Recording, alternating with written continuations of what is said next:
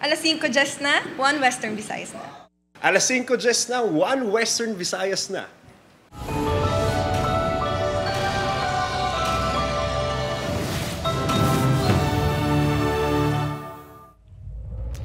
Mga balitang atong tutukan subong nga Biyernes, Iloilo City Police Office ginpanginwala nga may organisado nga grupo nga nagahimo sang krimen sa syudad. Suspect sa pagpang-hold up sa doktora sa car park sang mall sa Mandurriao nadakpan na sang kapulisan. Magutod nga mekaniko patay matapos mapilpilan sang bucket sang backhoe sa Banga, Aklan. Rider patay sumakabunggong iyang motorsiklo sa pose sa barangay Granada, Bacolod City.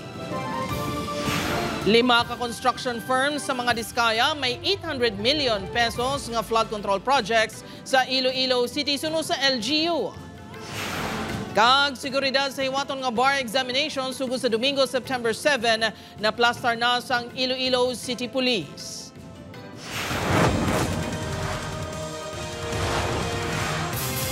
Ini ang GMA Regional TV, 1 Western Visayas. Mayong hapon, Western Visayas kag Negros Occidental, pinagi sa CCTV footage, suspect sa pagpang-hold up sa isa ka doktora sa car park sa isa ka mall sa Mandurriao, Iloilo City na tumod ka nadakpan sang kapulisan. Si John Sala nakatutok. Arestado sa ilabismo balay sa Barrio Obrero, Lapuz kagabi ang suspect sa pagpang-hold up kay Dr. Lulu Salinas sa car park area sa isa ka mall sa Diversion Road, Mandurriao sang Miyerkules ang gabi. Ini ang ginkilala kay alias Phil. Antes sinigindakop ginkumpirmar sa ICPO sa biktima ang lalaki nga nakuha sa CCTV footage sa mall kag iba't pang lugar sa syudad nga natrace ang kapulisan. Kung iniginwan bala ang nag-hold up sa iya, positibo ini nga ginkilala sang biktima. Ang suspect may nakakilala man nga personnel nato no sa ICPO, approach niya ang suspect. So without resistance. At 8 o'clock in the evening, nag-abot si Dr. Salinas from the hospital. Kami trabaho siya. Pinakita ko siya ang picture na ginpadala sang ni Colonel Ligada. The first reaction niya is kagit. Sang nadakpan na sang kapulisan, gindala ini sa talatapan sang ICPO kag dito ginpresentar ang mga ebidensya batok sa iya. Wala naman suno kay Colonel Ligada sang pag-ako sa bahin sang sospek. Nagpaiway na nga maghatag sang pahayag ang sospek. Gintinguan man sang news team makuhaan sang pahayag ang iya mga himata apang nagpamalibad man ang mga ini. Apang suno sa barangay official sang Barrio Obrero, Lapuz, wala sang record sa barangay ang sospek. Wala gina-record. Tapos even ang family na wala gina din sila naging pabarangay. Personally, wala gid kuya may nakita nga indication nga maubraya sila. 30,000 pesos kakwartang nakuha sa hold-upper sa biktima kag ginpistol pa sang sospek. Na-recover ang wallet sang biktima kag nabalik sa ila matapos ginpahayag nga ginwigit sang sospek sa dalan Solis City proper. Una na ginpahayag sang pamilya sa biktima nga bangod sa insidente na butang sa alang-alang ang seguridad sang syudad sang Iloilo kag posible nga mayara sang grupo sa likod sang krimen. Apang suno kay Colonel Ligada, isolated lang ang insidente. This kind of incidents for a long time ang pang-hold up. This is the first time nga natabo sa isa ka mall. So how could we say na there's a breakdown or there are syndicates doing that? Kag ang suspect nag-akto siya lang gid isa, wa siya sang kaupod. Ginpakikangutan man sa news team ang security agency sa mga security guard na naka-duty sa car park area sang mall. Suno sa tag-iya sili nga si Attorney Domingo Oso Jr. nagdugang na sang security personnel ang mall sa nasambit nga lugar. Ang suspect ang natala nga pasakaan sa reklamo nga robbery. Detained ni subong sa Police Station 10. Upod kay Hasty Sherto, John Sala. 1 Western Visayas. Mga kapuso, magutod nga mekaniko nga nagakayo sang dump truck patay matapos mapilpilan sang bucket sang backhoe sa Banga, Aklan. Si Zen Kilantang Sasa nakatutok. Makitaan sa sining nga video ang duha ka lalaki nga napintalan sang bucket sang backhoe samtang yara sa ibabaw sang isa ka dump truck sa barangay Pagsanghan, Banga, Aklan. May mga rescuer man nga nag-abot para makuha ang lawas ng duha. Apang hindi ini nangin mahapos. Natabo ang insidente mga alas 5 kahapon sang hapon, mga alas 7 na sang gabi sa nakuha ang lawas ng duha. Ginkilala ang mag-utod nga Sunday alias Toto, 26 anyos, kag alias Totong, 33 anyos, lunsay mga mekaniko kag residente sang Barangay Cortez, Balete, Aklan. Sa investigasyon sang kapulisan, nagakayo ang mag-utod sang dump truck sa isa ka motor pool. Nagpabulig ang mga ini sa backhoe operator nga mabatak ang transmission sang truck. Nag-ayos ng dump truck. So nag-assist yung isang operator ng backhoe para sa kanilang transmission. So suddenly nga bumagsak yung kuwan kasi pumutok yung hydraulic hose ng backhoe. So nalos control yung kuwan na bumigay. Gindeklarar nga dead on the spot ang mag-utod bangod sa mga patal nga samad nga naangkon sa ulo kag sa lawas. Ginhilway na sang kapulisan ang backhoe operator matapos nga nag-areglohanay sila sang pamilya sa mga biktima. Sunod sa kapulisan, magabulig ang kumpanya nga ila ginaobrahan sa pagpalubong sa mga biktima. Wala man kasi may affidavit of no interest of case na po, na-execute ng both parties for their amicable settlement. Upod kay Cirilo Randuque, Zen Kilantang Sasa, One Western Visayas. Para sa dugang mga balita sa Negros kag Panay, mangin kaupod ta si Adrian Prietos. Adrian? Maramong at salamat, Jert, mga kapuso. Isa patay, duha pinason sa separadong aksidente sa Barangay Granada, Bacolod City. Yaring balita nga itong Gento Toka. Sa sining nga video, makita nga nagakulob kag wala na nagagiho ang lalaking rider sa kilid sang dalan. Sa unahan, makitaan ang natumbang ang motorsiklo sini. Ginkilalang laki sa video nga si Felix Bautista Jr., 25 anyos. Sunod sa kapulisan, nakabunggo sa poste sa streetlight ang motorsiklo sa biktima. Papuli na halin sa trabaho si Bautista sang natabo ang aksidente pasado alas 5 kay inasang kaagahon. Ang rason nga napatay ang biktima, ang ginatanaw naton is siguro tungod kay kapoy na siya sa trabaho, kag ang foresight niya kay medyo magulugabin na.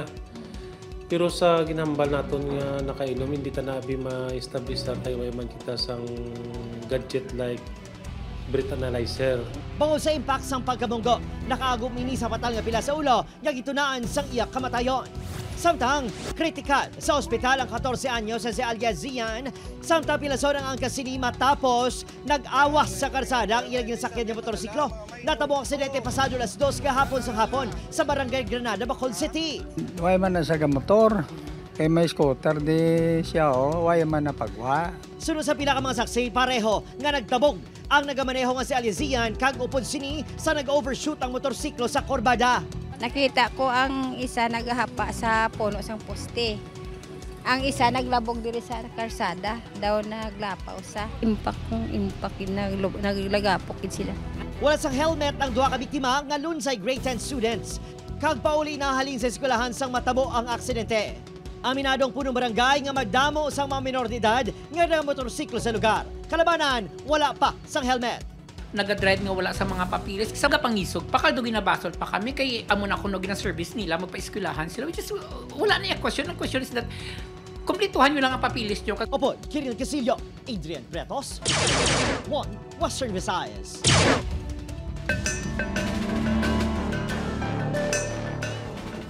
Mga kapuso, 5 ka construction firms sa mga Diskaya may kabugusan nga 800 million pesos nga flood control project sa Iloilo City suno sa LGU. Samtang alkalde kag kongresista sa Iloilo City naghangkatanay nga ipagwa ang listahan sa mga proyekto sa syudad. Si Zen Kilantang Sasa nakatutok live sa Barangay Barrio Obrero, Lapuz. Zen?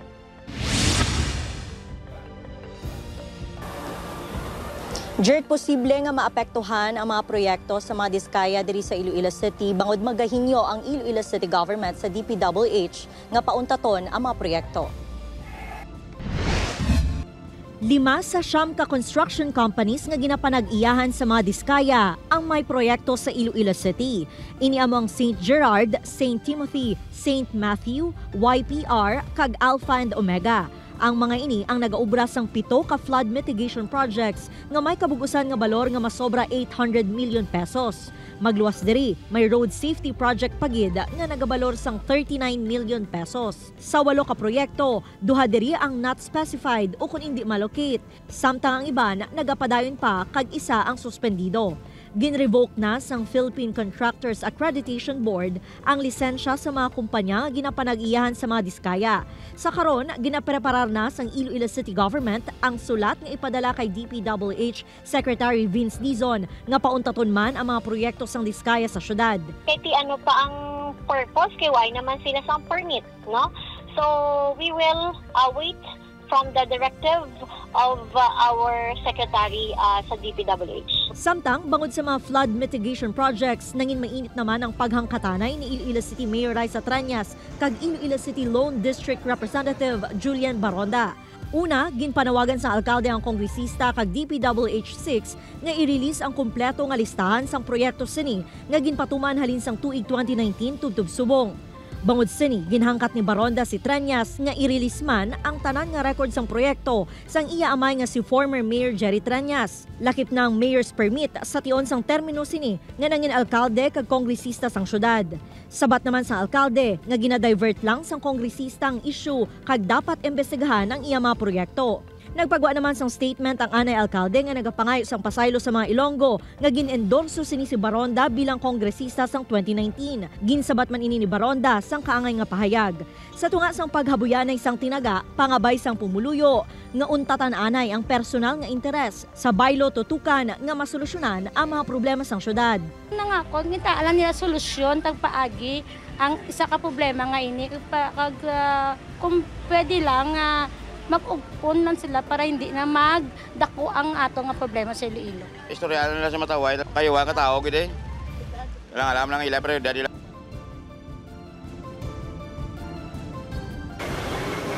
Tinguhaan sang Iloilo City LGU nga mapadala gilayon ang sulat sa DPWH Central Office agud maaksyonan ang mga palpak nga flood control projects.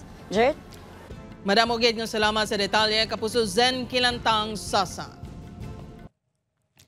Sa iban pang balita, nagapanghanda na ang tagdumalahan sa Central Philippine University, Iloilo City Police Office, kag Iloilo City Traffic and Transportation Management Office sa seguridad sa mga makuha sa 2025 bar examination sa CPU sa Domingo, September 7, sa Miyerkules, September 10, kag madason nga Domingo, September 14. Maga-deploy sa mga personnel ang ICPO kaupo ng Iloilo City TTMO sa tanan nga entry kag exit points sang Bulutuan. Magapatuman naman sang road closure sa Dalan Lopez Haina sa atubang sang CPU sa pagpasulod sa mga examinees. Magabalik lang sa normal ang dalagan sa trapiko sa among lugar sa pagsugod sang examination. Liwat naman nga magapatuman sang road closure sugod alas 3 sang hapon sa diin natala na nga magaamat-amat na tapos sa mga examinees. Dumilian naman ang magahod nga sounds kag music sa palibot sa Bulutuan, ilabi na sa senior high school building sa diin hiwaton ang exam.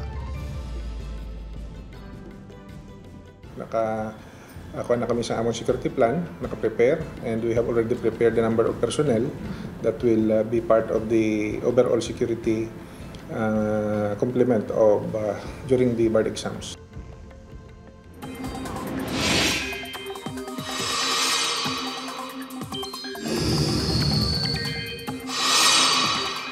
Balantayan mga kapuso, may bag-o nga low pressure area ang nahuman kag nasiplatan sa sulod sa Philippine Area of Responsibility. Ulihini nasiplatan sa kalayuan nga 85 kilometers west-southwest sang Sinayit, Ilocos Sur. Sunod sa pag-asa, yara sa medium ang chance sa sininga mangin isa ka bagyo.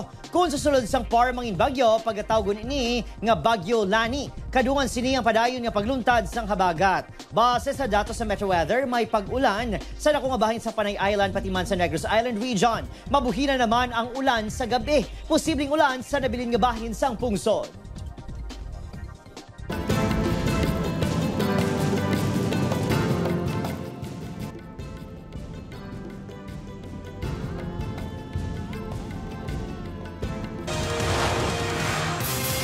Ini ang GMA Regional TV, One Western Visayas. Mga kapuso, kakulang sang dokumento pagpanghangkat sa pila ka senior citizens para maka-avail sa benepisyo sa idalom sang Expanded Centenarians Act. Si Zen Kilantang Sasa nakatutok. Nagakabala ka si Nanay Darlene nga isa ka senior citizen bangod na anod sang baha ang iya live birth sa Baguio Frank sadto. Gani nabudlayan ang iya kabataan sa pagproseso sang iya mga dokumento agud maka-avail sang cash grant halin sa gobyerno. Apisar isa pa katuig antas makalabot siya sa 80 anyos, ginpahikot na sini ang mga rekisito. Mo gani na nga ginapahikutar ko na gani nga mga kompleto na bulang tanan nga mga requirements para nga pag-abot sang among nga adlaw di way na bala daw way ka na nag-ano, kompleto na.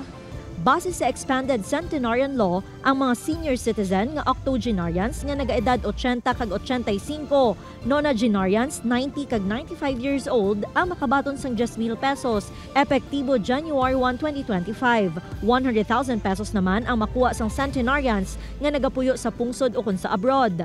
Lakip sa mga rekisito sa pag-apply ang mga application form sa Office for Senior Citizens Affairs o kun sa Local Social Welfare and Development Office. Certificate of live birth, national ID, 2x2 picture kag endorsement letter halin sa alkalde sang syudad ukon Banwa.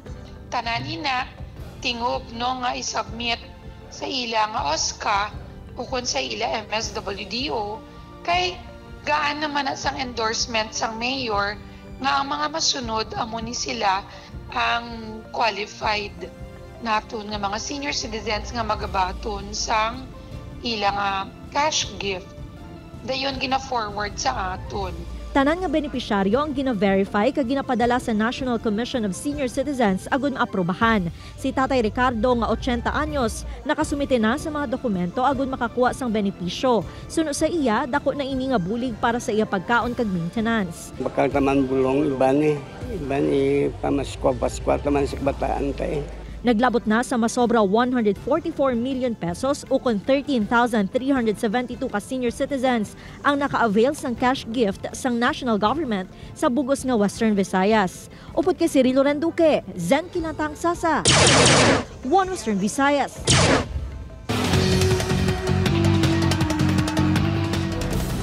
Sa Negros Occidental, hubog nga soldado ng pinalupok sang pusil sa Himamaylan City. Tricycle driver pilason, samtang nagresponde ang kapulisan, ginpalukpan man sa suspect.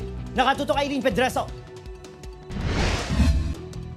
Gindakop sang kapulisan ang soldado nga si alias Marvin, 33 anyos, matapos nga nagwaras kag nagpinalupok sang pusil sa Barangay 1, Himamaylan City, Miyerkules sang kaagahon. Sunod sa kapulisan, residente man sang barangay ang sospek nga hubog sang tion nga nagpinalupok. Palupok si Armas, siya lang isang. Nanote siya ma'am sang araw sa dalan. Ginpalapitan pa sini ang pila ka residente kagintayaan sang pusil. Intinguan sang tricycle driver nga si alias Sandy, 54 anyos, nga gawon ang pusil apang natiruhan sang sospek. Ugaling power siya sa suspect, amo ni rason yo natiruan siya. Pati ang mga nagresponde nga kapulisan ang ginpalukpan man sang soldado nga suspect. Nagtuyo pa ini nga malagyo apang nadakpan sang kapulisan. Nagpatigayo na sang investigasyon ang Philippine Army sa nanging akto sang soldado nga assigned sa 94th Infantry Battalion sa Cabangcalan City.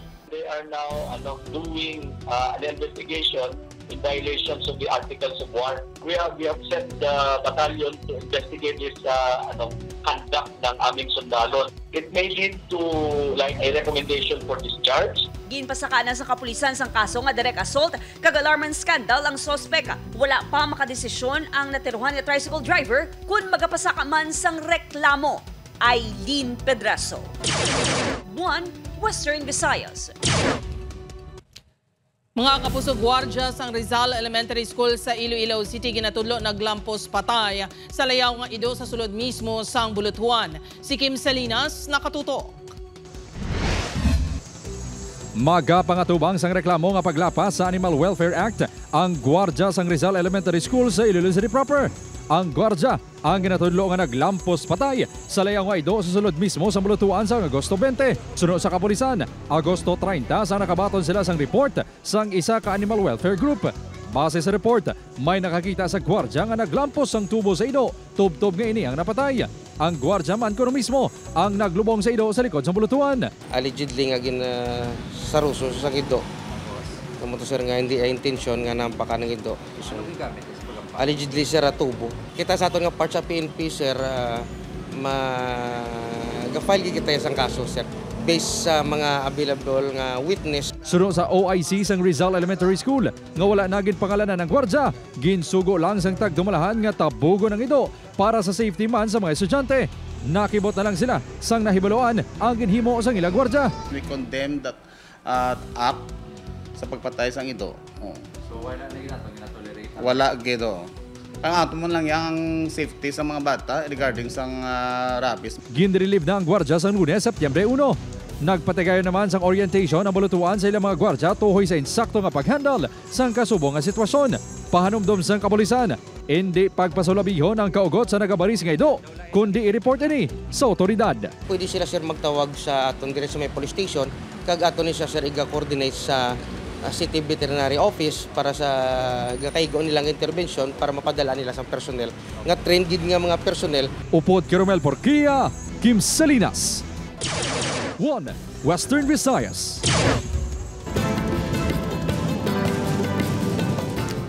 Bad news sa atong mga kapusong motorista, lauman ang dugang pagid nga pagsaka sa presyo sang gatong sa madason nga semana. Base sa estimate nga ginpagwa sa Department of Energy, ang presyo sang diesel ang posible magsaka sang piso kag 40 sentimos kada litro. Piso naman ang ginalantaw nga dugang sa kada litro sang gasolina. Ang kada litro sang kerosene ang posible man magsaka sang 80 sentimos. Pila sa ginalantaw nga kabangdanan sini amo ang sanction nga ginpagwa sang Estados Unidos nga target sa langis nga ginaproducer sang Iran. Kag ang nagalala naman nga kinagamo sa tunga sang Russia kag Ukraine. Sa Martes, September 9, igapatuman ini sang mga oil company.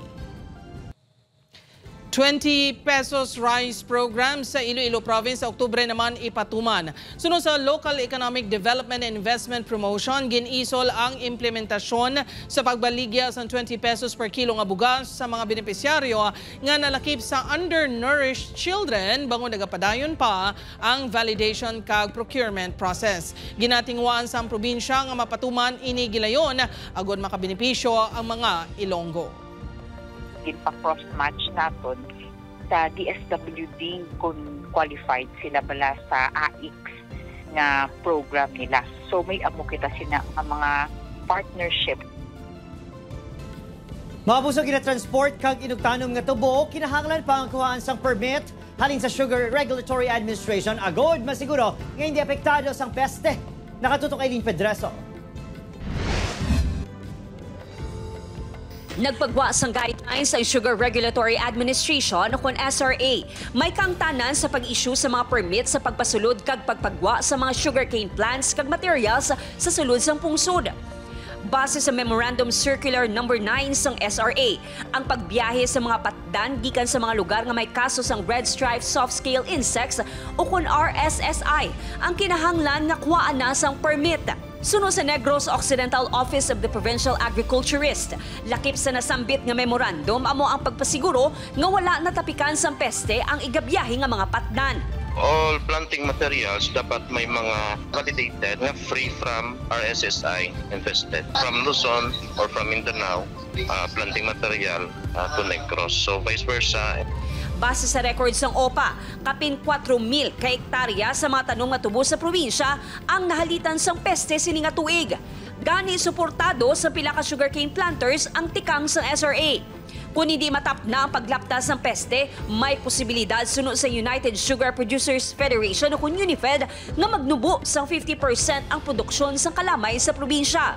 We have to be very, very careful and we have to eradicate this immediately. Definitely, the production will go down and the industry will collapse. Para naman sa pila ka manguma sa Talisay City, sa ila na lang tanom nga tubo maghalin ang itanom nga patdan, agud masiguro nga hilway sa peste. Kailangan natin doon eh. Kaya muna ano sa SRA. Aileen Pedreso, 1 Western Visayas.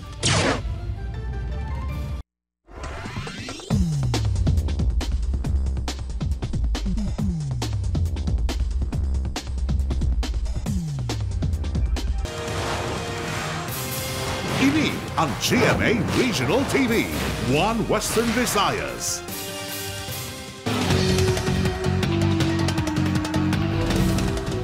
Kapuso sa Negros Occidental, ginako sang Rosaline Jean Pellier Command sa New People's Army nga silang sa likod sang insidente sang pagpamatay sa banwasang Manapla kag Toboso. Sa ginpagawa nga pahayag sa grupo, nakasaad niya sila ang nagtiro patay sa nakagawad niya si alias Pablo sa Barangay San Pablo, Manapla sang Setyembre 3. Subong man sa mangunguma nga si alias Jemboy sa Barangay Bugang Toboso sang Setyembre 4. Sunod sa grupo, pareho nga nagaserbe bilang espiya sang militar ang duha ka mga biktima. Ginpanginwala naman sang Philippine Army ang aligasyon sang rebelde nga grupo.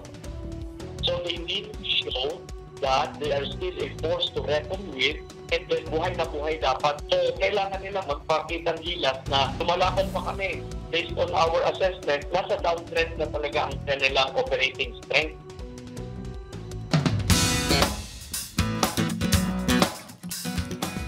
Mga kapuso, sa Domingo na, September 7, mahibaluan kung sino sa apat ka mga clashers ang mga kuha sa titulo nga kampiyon sa The Clash 2025. Antes pa man ang kompetisyon, ginpakigbahin sang final clashers ang ila mga handom. Plano ni Jong Madaliday nga makapatindog sang studio. Pamilya naman ang inspirasyon ni Juari Sabith. Si Arabel de la Cruz padayuno ng singing career. Magpadayo naman sa pag-eskwela si Leafer Deloso. Bantayan ang ilang performances sa The Clash 7:15 p.m. sa Domingo na sa GMA. Mapusoari na ang mga dapat bantayan sa Encantadia Chronicles Sangre. Matapos sa misyon sa kalibutan, nakadesisyon na bala si Terra. Magaupod na bala siya kay Pirena sa Encantadia. Ano bala ang nagahulat sa ilang mga pagtilaw? Bantayan, tanan ina sa Encantadia Chronicles Sangre 8 p.m. pagkatapos ng 24 oras.